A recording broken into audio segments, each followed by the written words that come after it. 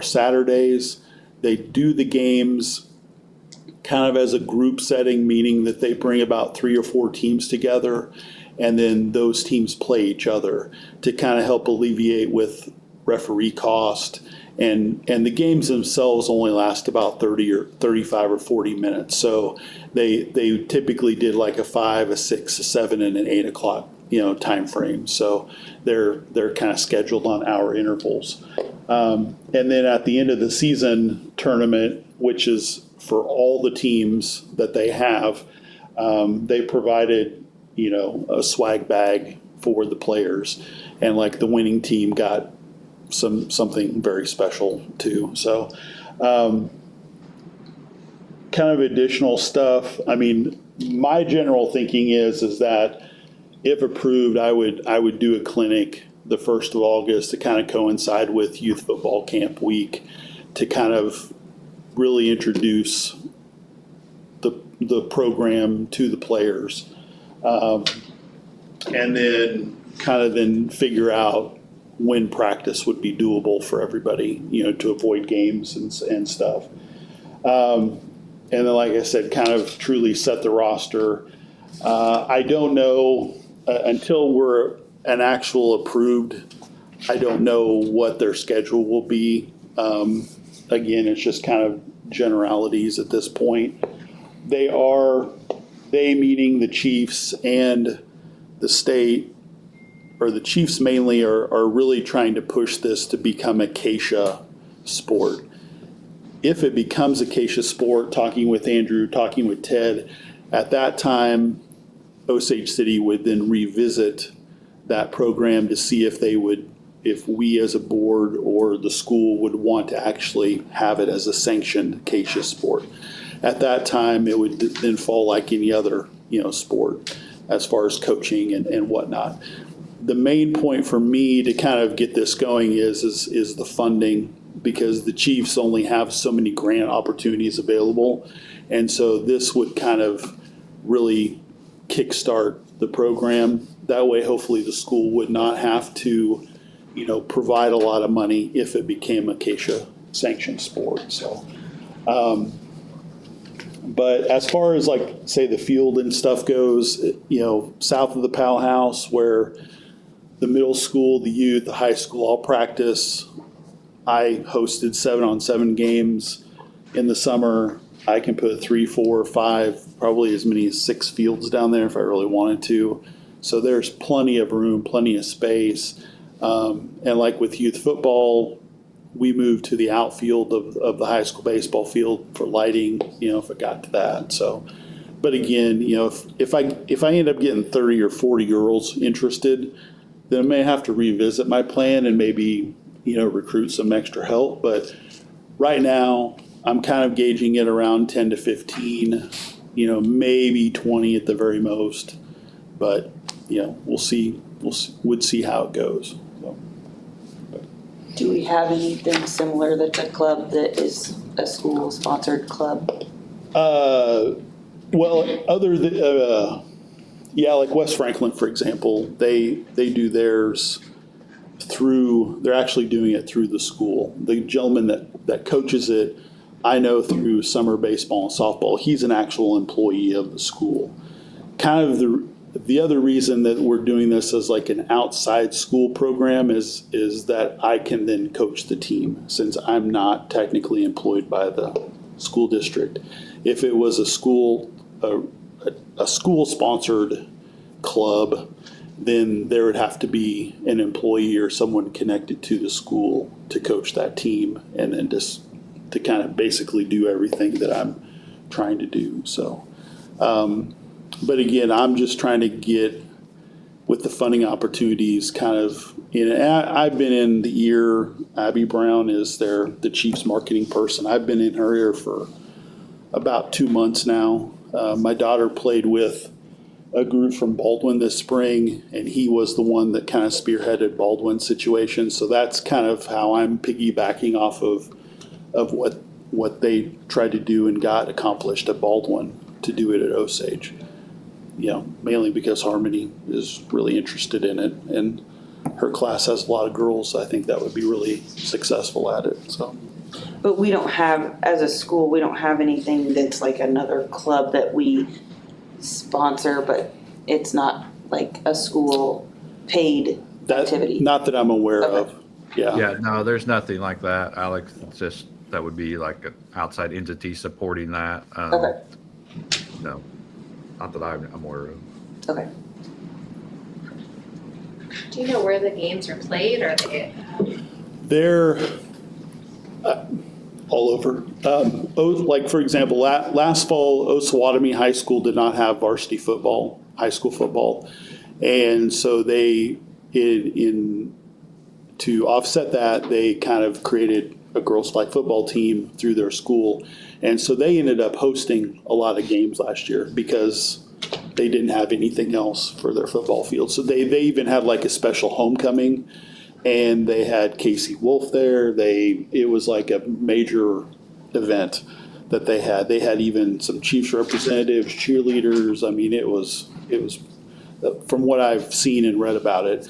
Now, what I would probably lobby to do is, since we have a few schools close to us, I would try to host at least something here one time, kind of like what I do with youth football. You know, if it's during a weeknight, you know, if it's a Saturday, you know, just to kind of showcase the players and just the program itself. And, you know, who knows, maybe some other area schools might, you know, jump on board and help make this. So with the exception of Wamego, we would be we are the western side of their school situation, so. You may have said, but excluding a tournament, how many games is this, what a season be? You would look at probably at least 1 to 2 games per week. Again, because when you play and you don't really just play one game. With the games being like 35 or 40 minutes, you'll play, if there's 3 teams, you'll play 2, you know, the other 2 teams. So, Probably you know, you're looking at 4 weeks. yeah. Well, it's a 7-week. So, Yeah. so probably 14 games. Yeah, and the tournament would be like a pool play, and then you go into single elimination. So, and like I said, they invite everybody. So with 20 teams, I mean, you're looking at 5 pools of 4, and you know, you probably would play a minimum of 5 games in that day. So, which for flag football, I will say, with my daughter participating, that's not out of the question. Corey, does that $6,000 cover referees? Yes, that it goes to that cost, and the referees that they have for the games are actually guys that do like the NAIA games, like Ottawa, Baker. That conference has. So like they schedule them, but like our school wouldn't have Like to schedule them? there's a scheduler out of like Kansas City, that area, that actually handles. I would expect we would have to travel to a game site for the most part, and that is something we kind of touched on a little bit, transportation. My guess at this point would be is I would rely on the parents. You know, if there's a player that's old enough to drive themselves, they could go and not have a school-related, you know, transportation, just to kind of alleviate the scheduling. You know, the fall's not as crazy busy as the spring is, but then that way the school wouldn't have to, you know, burden with that, so. We looked into, like, is there just any liability with this being a school-sponsored event and then driving separately? Are we clear there? I'm not aware of that. I mean, it would be really just on Corey's organization to take care of that. It's just really under that umbrella of the support there. I didn't look into that, to be honest with you, but the parents would have to sign off, and understand that, you know, that they would be providing their own transportation. And if it becomes an issue, I told Corey we can talk about it to see about, you know, helping out, but it'd really just be under the parent understanding that they're playing at their risk and traveling at their risk. What about injuries? Injuries are under school. Injury insurance or? It would be, I mean, I'm assuming it would fall under other club programs if a student got hurt at a robotics event. Well, but Then- that's actually under USD 420, where this, we're saying it's not under USD 420, so now we're kind of conflating the two to me. Well, it wouldn't be, they wouldn't be, since it's not CASA sponsored, they wouldn't have access to that liability insurance and catastrophic insurance. It's not that. But I mean, with it being a student of ours, we could just look at the supplemental insurance that we provide that for parents that we sign on for, just like any other sport or activity or PE class that they participate in. And if they choose to participate in the supplemental insurance, that could be available to them with it being tied to the school. So it's just something we already have that would just, it wouldn't be an addition to, but it's really what that is. So.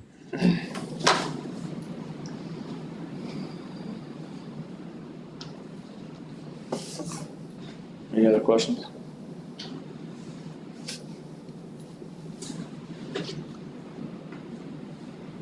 All right, I'd like to make a motion to add high school girls flag football as a club under the umbrella for the high school. Second.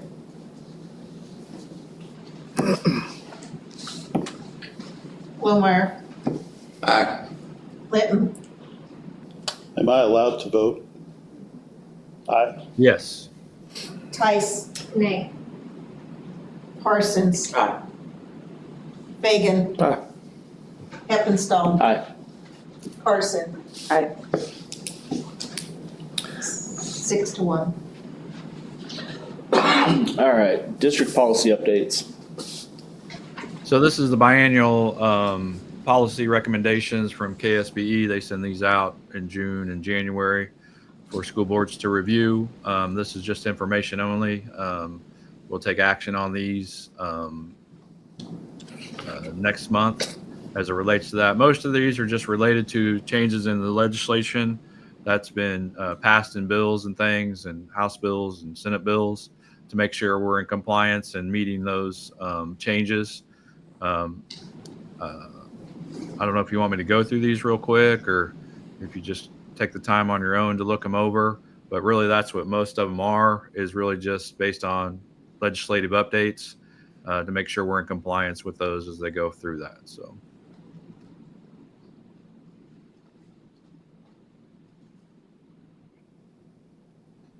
Does this include the new COMA and CORE acts that's coming out? Yeah. So how to deal with that, whether it's financial requests or things, and you have to be reasonable as it relates to those requests. For Opens Meeting Act, like a board committee, if there's a majority of board members making up a committee, like if there's a committee of 5 and 3 of them are board members, then that would be open to COMA, and possibly could have to be posted and all that. But if there's a subcommittee, like that let's say for, a bond issue or something, and the board is not making up the majority of the committee, then it would be just treated like a committee, not actually open to CORE or COMA as it relates to that. So, but the other is just reasonable requests for payments that's been clarified for us as districts too. So.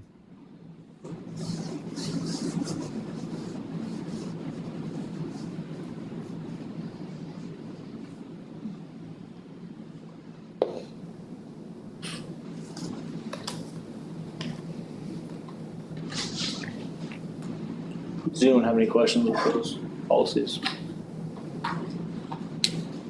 I didn't look through them all. Does that include the new cell phone policies? No, it wouldn't. That's still local decisions, Jim. So we might have those for you in July, hopefully, if there's any changes or whatever. But those are local decisions as it relates to. There's nothing from state legislators that's dictating that I'm aware of. So.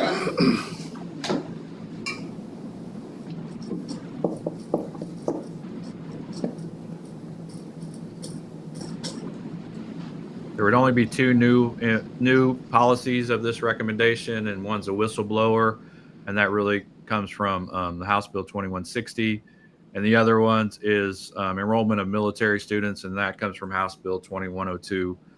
So if they can enroll prior to parent actually being stationed in an area of a school, so they don't need a proof of address or anything like that. So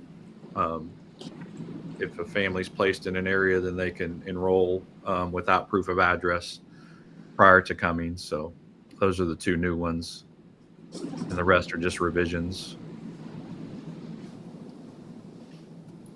We don't vote on those single, right? We do it all or none, correct? Yeah, do it all at once. Yeah.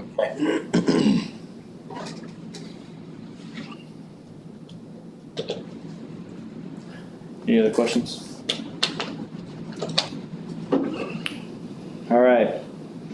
Three Lakes report. Well, we met Monday evening. The gist of this meeting again was the budget, and most of the superintendents were there to discuss what options they feel that the schools have. And right now, the Three Lakes wants to keep a contingency of 10 to 18%, I believe, of their budget, which they're well short of right now. So they've currently got a hiring freeze / wage freeze going on right now with the until further notice.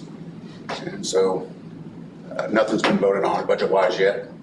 So Ted, I don't know if you got anything else to add, but Yeah. How many staff have they reduced from the end of the school year? Basically, Jim, it was 7 or 9 or something like that. I can't remember what the actual number was. Do you have that?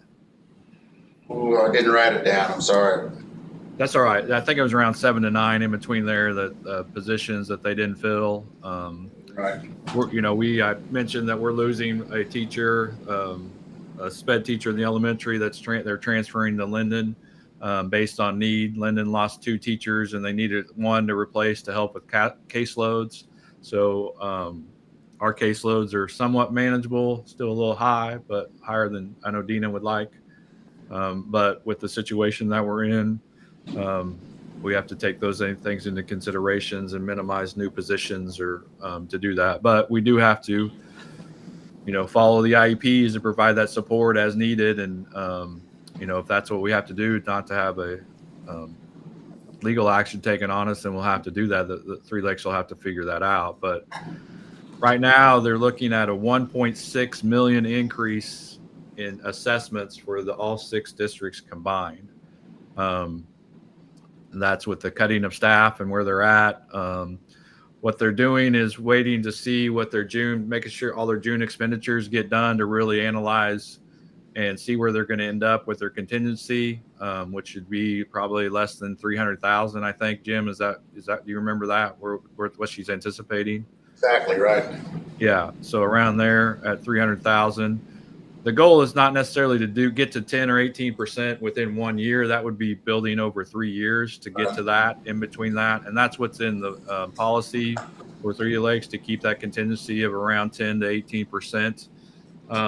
But Greenbush is going to work with Three Lakes to come up with a plan for us to approve as a board and a SUPS, to gradually increase that contingency fee. We can't do it all in 1 year. That's just a lot to ask of all the districts to do that. So right now we would, if it were standing today, which it's not, it's still just being worked on. We'd look at 1.1 million in assessments. That's 4 assessments. That doesn't include the 5th assessment. In 24-25, our 4 assessments were $831,763.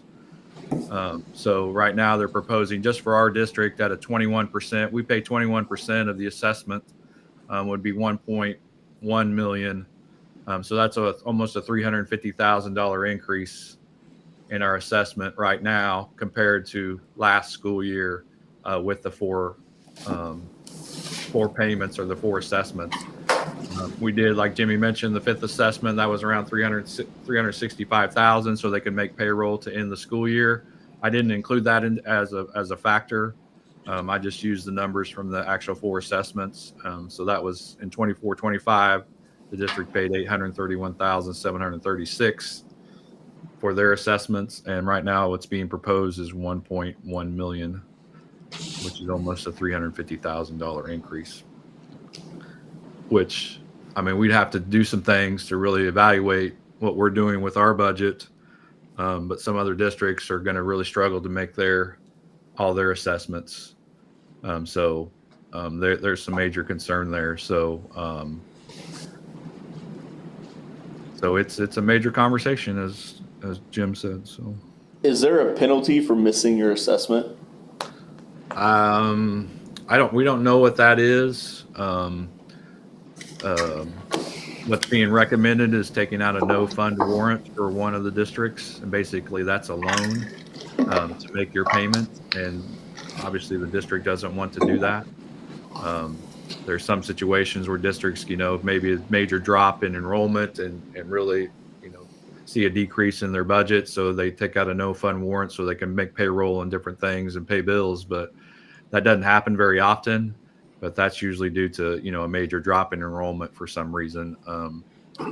But that was what's recommended that the district does to be able to make their payment. And we're trying to figure a way that we can make this work for everybody. Dissolving the co-op is not, I don't see it being an option, and trying something else, because we have to provide services. I mean, we're obligated legally to do that, and that would cause a major disruption to services at this time. But it's really crunching the numbers and trying to figure it out. We did give a pretty hefty raise for paras to get to that $15 an hour base, and it's helped. We don't have as much turnover with paras, but there's other, 90% of their budget is salaries, if not 95%. I mean, that's what it is. So there's really, when they get done with their June payroll and seeing what their expenditures are, we really got to fine tooth comb it to see what's going on. Because this is significant increase in assessments. How many employees are they paying? Do you know? Is it 100? How do you know? 150, 125? I have no idea what they're paying. It's quite a few. I haven't got that list with me. I want to say it's in between 125 and 150, Tyler, for some reason. That jumps to my head. But, I mean, from 23 to 24, there was a $460,000 increase. From 24 to 25, there was a $693,000 increase in assessments. And now she's looking at a $1.6 million increase. Three Lakes is looking at that. And the 4 years prior to that, there were no increases to assessments. And I'm not sure what that was before me, so I'm not sure why that was what it was, or why there were not. I don't know if we're reeling off of that because there were no increases to assessments and it's catching up to us now, and we didn't realize that, or what. But it's hitting us now, and it's significant. And you said 90 to 95% was just payroll? I think so, Callie. I think that's the We would say majority of 94%. 94. Thank you. Yeah. Thank you. So that's the plan right now. You said Greenbush is helping out then? Right. Yeah. So they're Travis Laver. I worked with him many moons ago, but he's retired superintendent, 15-year plus, and has worked with special ed budgets. He's met with her, got some numbers. They're gonna have a work session here once they get their June numbers figured out and sit down, and KSDE is aware of this as well, and see where support we can get from them through this process as well. So. Are there any other co-ops that are experiencing a similar jump and spike? I don't know if they're that significant, PJ, but I know the SEK Interlocal, they were having a meeting to talk about, increases in assessments, but I'm not sure what that percentage was. That's the only one I know of that are seeing increase, but I don't know what percent that is for them. So this is set up to where the co-op has a director, and we consult with them. We don't have any really direct power. We, meaning USD 420 and the other superintendent and districts, don't have any power on how they choose to operate and pay their employees. Is that correct? We have a representative at the table. one. But we don't have any really direct Say, in what they do and how they operate. I mean, who? She's supposed who to, we does? consult monthly as a superintendent group and give her feedback and direction of what we think should happen. But then that's whatever's taken to the board is taken to the board based on her work. So- and that. So what if all the school district just said no? What position does Three Lakes have to, force us to go along with what they want to do? I don't know the answer to that, Corey. My recommendation is to, as sitting here today, is to, most districts have, according to KSDE, about a 4.7% increase in their budget for next year based on the base going up, that percent of the CPI, and that, so you would be operating off that, and that's what my recommendation is going to be, is that she increases her budget 4.7%, just like we have to, and figure it out from there. So, but I don't know. I don't know what would happen if we didn't refuse to pay or whatever. I mean, people got to get paid, but then we'd have a major legal battle. I mean, to me, it's unfortunate that we're having to make up for their mistake, and it potentially could cost our employees Sure. and our district. Well, not just us, but everybody in the co-op, Yeah. and because of their, I don't know. this is going to impact more than Oh yeah, just. Yeah, I mean, this- Three Lakes. This is students. This to is me, teachers. this is pretty significant fumble. It's significant. Is he doing an actual audit, or is he just working with the budget with her? He's just working with the budget. We've recommended an outside audit to her as well, which is going to be about $7,000, so another expense. But that's we've recommended her to look into that, to have another external audit done. So who oversees Three Lakes? Who's above them? Is it the state? Well, for compliance issues, yes, but not necessarily budget. They have to turn in a budget, but they don't have to have it approved. Is that right, Jim? Is that Yes, yeah. So they have to just submit it, but it doesn't have to technically be approved by KSDE. But overall, they have, it's more about compliance with IEPs. Is the oversight there is really where that is, and not necessarily budgetary. Is there something that the schools could share that 7,000 just to have that audit? Oh yeah, that'll be all shared. I mean, the district would have to pay 20% of that. That's our percentage, 21% of anything that comes, is additional. Then that's our district's portion of that is 21% of that. So yeah, it'd be a shared cost. But again, we're trying to figure out how to cut expenses every which way. 7,000 well spent. Yeah. I will say Yeah. though, it really does affect our whole entire district, especially our students, because we're not just losing one in the elementary, we've already lost one in the middle school, special education teacher. So and then no para support. I mean, we'll have the paras that we have right now, but you're talking No new. huge loads, Yeah. huge caseloads, and then covering multiple grade levels. I do worry that the IEPs will not be upheld. I mean, that is a scary situation. Well, yeah, I mean, we're looking at 1.1 and there's still 90 employees under what they should be. I mean, that's crazy. Is there anything we can do to provide support to the admin team as far as paras go? Like help out with educating, just to kind of cover that shortfall for the elementary and the middle school?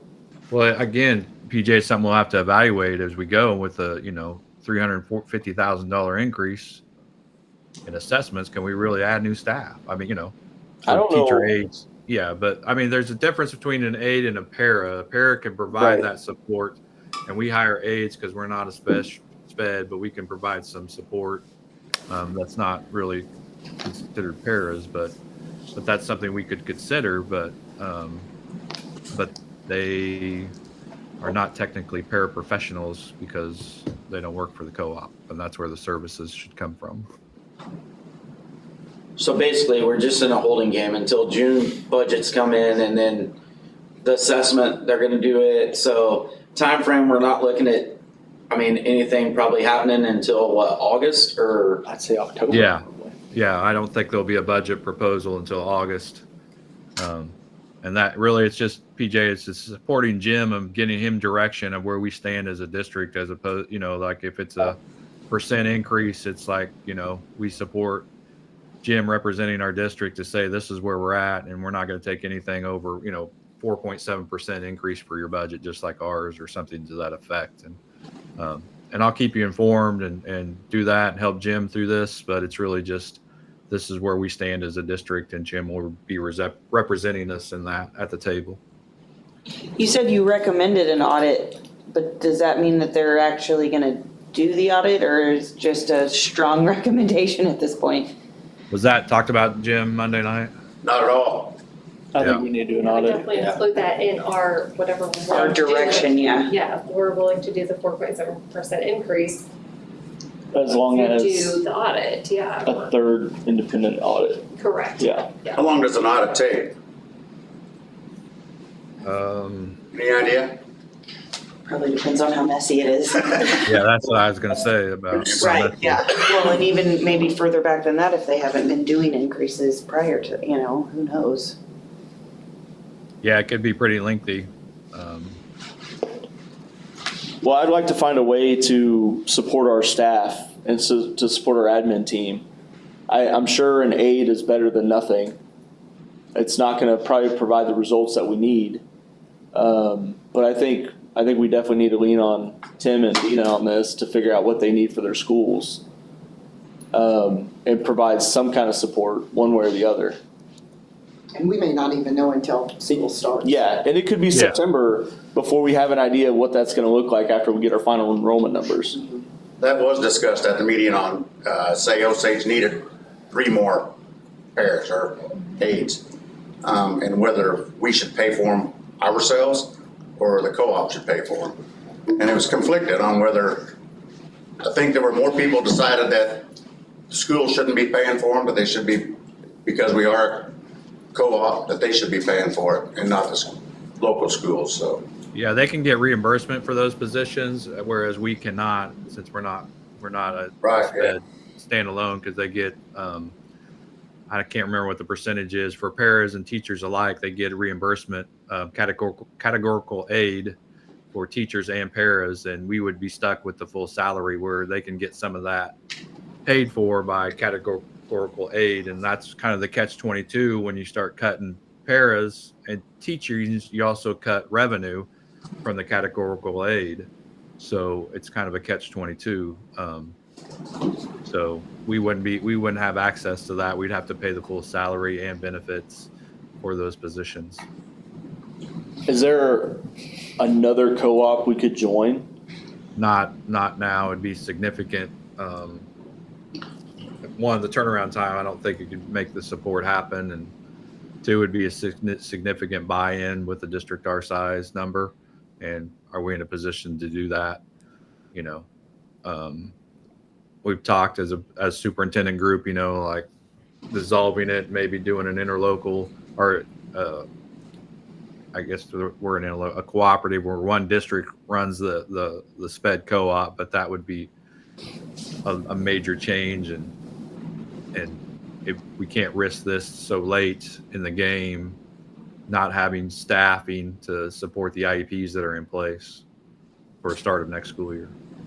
Well, I'd say if this continues to be an issue, we start looking at maybe another co-op or developing something like that and have a contingency of some kind. Yeah, I mean, that's kind of where we're headed. We're trying to really see what these numbers are going to be like, and then really start having those conversations, PJ, about the future and what are our options. We could not financially support our own special education as a standalone district. I looked into that a few years ago. If we were fully funded at 92% of cost, which is where SPED money comes from, right now we're probably under 70%, where it should be 92%. If we were at 92%, we could be a standalone special education district, but since we're not, it's just not something we can take on ourselves. And that is kind of like what Mission Valley does. Yes, They do their own. right. Yeah, but if you've been doing it for a while, it's, you know, you got things in place and you're managing, but to start up one now with the lack of funds would be very difficult for a district to do. Yeah, we're in a rock and hard space I right haven't been happy with Three Lakes. I mean, Three Lakes haven't covered us for, years. Yeah. I mean, we've always fought with them about coverage.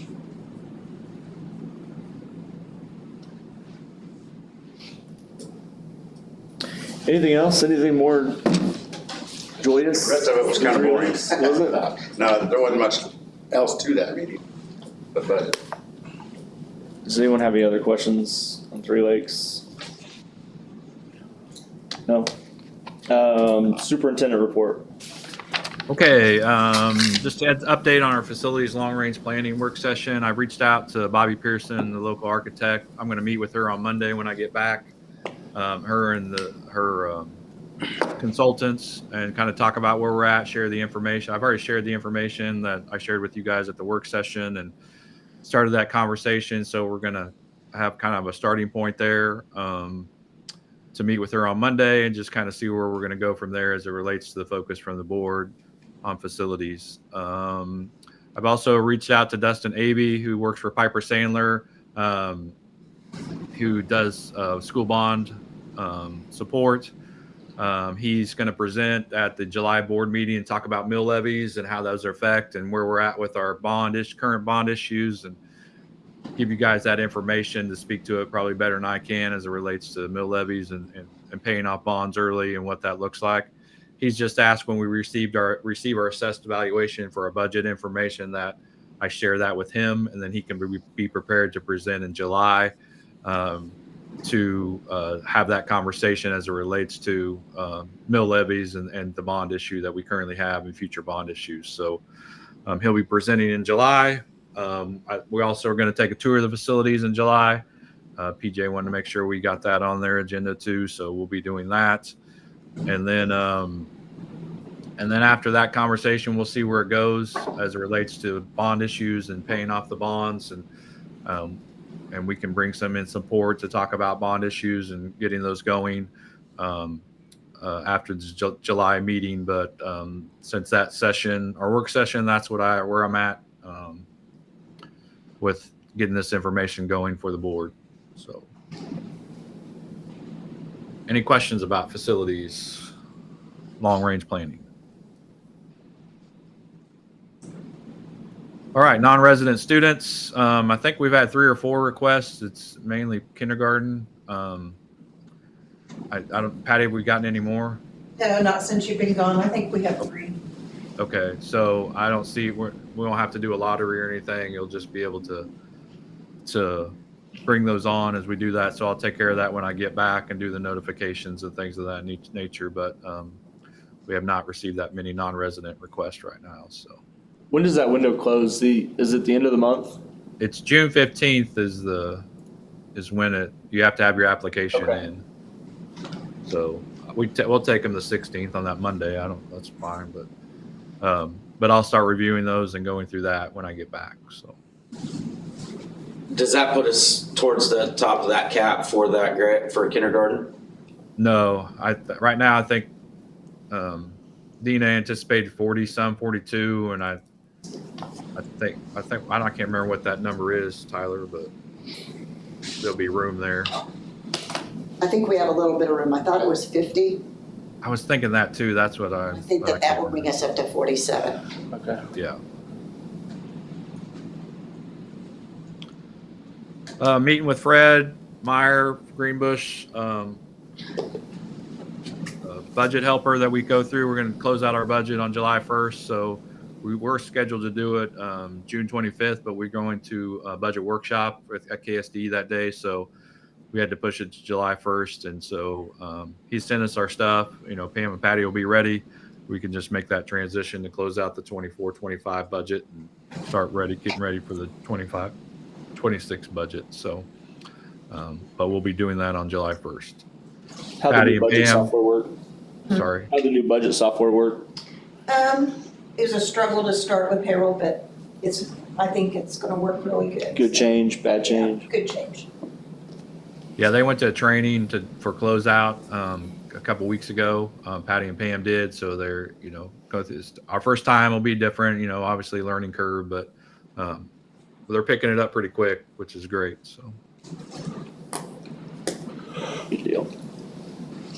summer maintenance seems to be rolling along, getting floors done, a lot of painting and cleaning and getting things updated. They're coming the week of June 23rd to do the intercom. Just found that out today, so they'll be updating, taking the week, if not a little more, to do that for the intercom system update. But we're getting things rolling based on what I know, even with being gone, but they're getting after it. So,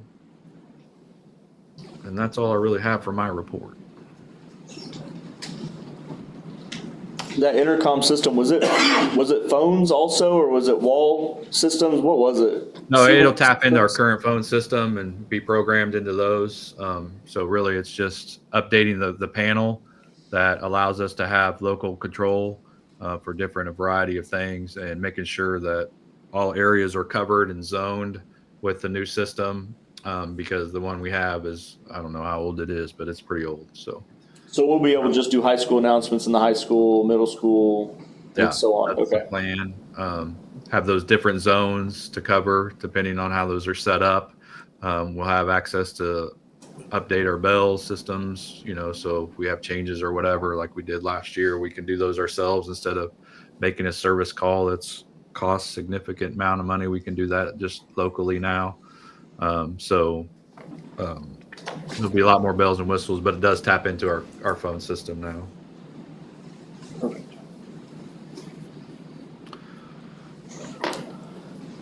Any other questions? No? All right, move that we go into executive session to discuss supplemental positions, certified positions, and classified positions pursuant to non-elected personnel exception under COMA. Open meeting will resume here in the boardroom at, say, 8:30. I'd like to have the superintendent present, please. Second. Oh, nope. Eppenstall, Aye. Hagan, Aye.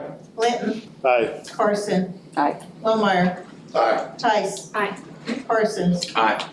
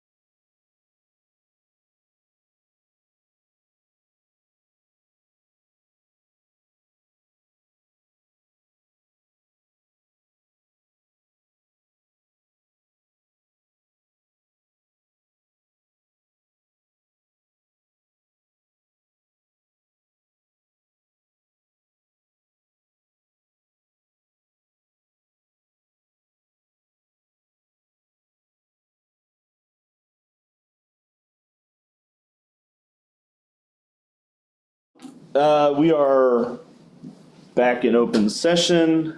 I'd like to make a motion that we continue executive session and extend for, you want to go 20 minutes? Extends for 20 minutes with the superintendent present. Second. Fagan. Aye. Tice. Aye. Carson. Aye. Stefan. Aye. Linton. Aye. Lohmeyer. Aye. Parsons. Stuff go. Thank you.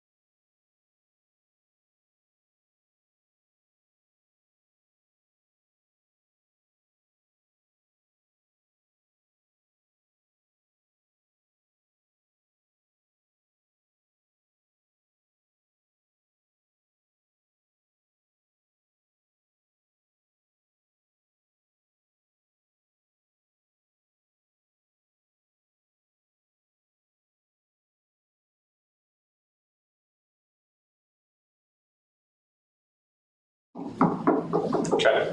All right, we are back in open session. I'd like to make a motion that we return to executive session to discuss supplemental positions, certified positions, and classified positions pursuant to the non-elected personnel exception under COMA. And the open meetings will resume here in the boardroom at, we'll say 9:10. I'd like to keep the superintendent present, please. Second.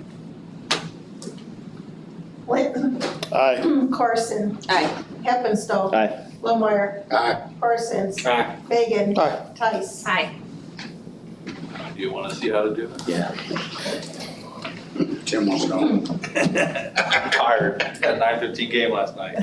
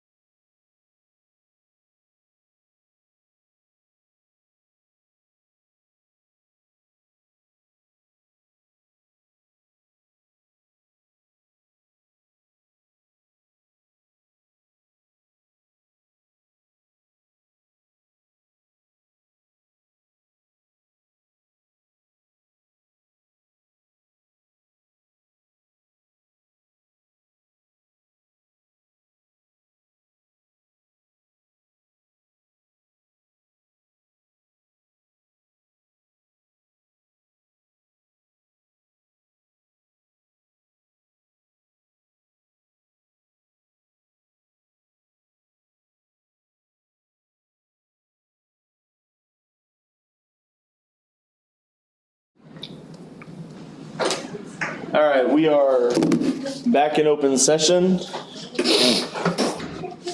Anyone need a break? No? All right, I'd like to make a motion that we go into executive session to discuss a formal complaint filed by a parent pursuant to the non-elected personnel exemption under COMA. The open meeting will resume here in the boardroom at, we'll say 9:25. I'd like to have the superintendent present, please. Second. You guys go work fast to beat Tyler. Parsons. Aye. He's ready. Heppenstall. Aye. Parson. Aye. Tice. Hi. Fagan. Aye. Linton. Aye. Lohmeyer. Aye.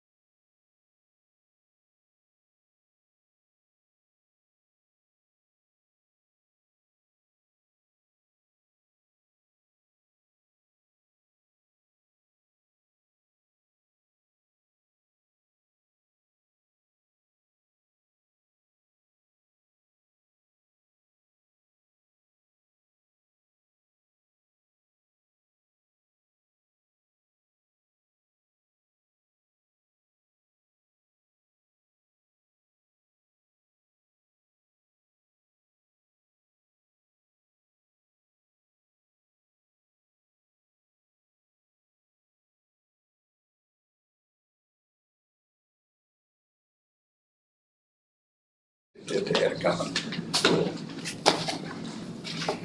All right, we are back in executive session. I'm sorry, we were back in open session. It's been a night. Sorry. Your whole video over there has got me thrown off. Let's see. I'd like to make a motion to approve the settlement complaint as presented. Second. Tice. Aye. Lohmeyer. Aye. Parsons. Aye. Linton. Aye. Heppenstall. Aye. Carson. Aye. Fagan. Aye. We didn't have any action from your personnel one, so we need. Yeah. Oh, yeah, you never made that motion. Okay, I can still do that. I'm on it. I'd like to make a motion to approve the resignations of Jenny Wilcoxon as the high school softball coach, Luke Schwilling as the IT director, approve the recommendations to bring on Colleen Stuckey as the assistant middle school, high school cross-country coach, Diane Vaughn as a high school Scholars Bowl coach, Evan Faulkner as a high school baseball coach, head baseball coach, Scott Kimball as the high school principal, and approve the supplemental list and classified list as presented, as well as approve a custodial staff stipend as recommended. I'll second.